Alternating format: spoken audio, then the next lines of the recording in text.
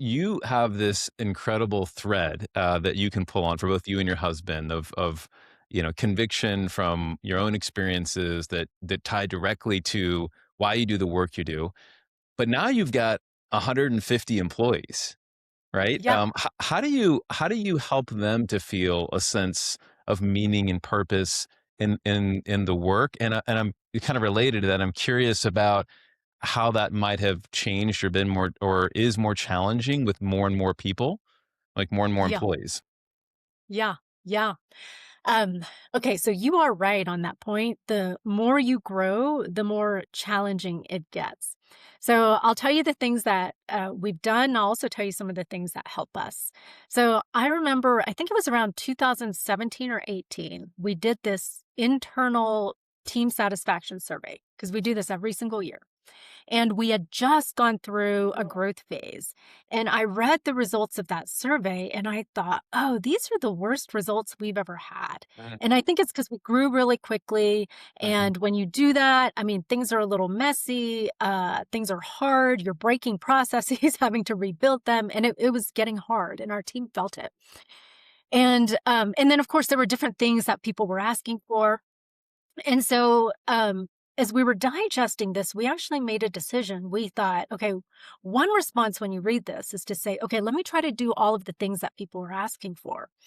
The other thing, but instead of that, what we said is, you know what? We actually just need to double down on our mission and who we are. mm, So mhm, if people are complaining, it's really hard to go to these outlying markets, we're not going to try to ease that. mhm, Or, and so instead, let's just double down and let's just talk mission mhm, over and over again. And let's talk values over and over again. And let's create the moments in our practice where we celebrate anytime we feel like we've done something hard, but it's in mhm, service of our patients and our mission and values. And so we just doubled down and said, this is how we're going to address this.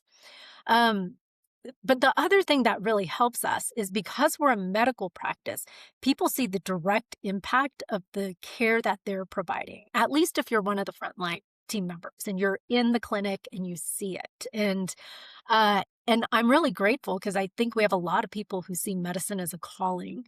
And because of that, they feel like, okay, the work that I do every single day makes a difference. Now, I've got to tie that all the way back, though, because I've also got folks who work in the finance department or who are handling our medical claims. And so we try to tell the stories over and over again of this is what we're doing for patients so that everyone understands this is only possible because of every position. Um, our mission, though, is not just our patients. We talk about making a positive impact. And by impact, I mean when two objects collide, you have a change in trajectory. And so, positive impact on our patients, community, and world. And so, we're mhm, trying to change trajectory in a positive way for our patients, community, and world.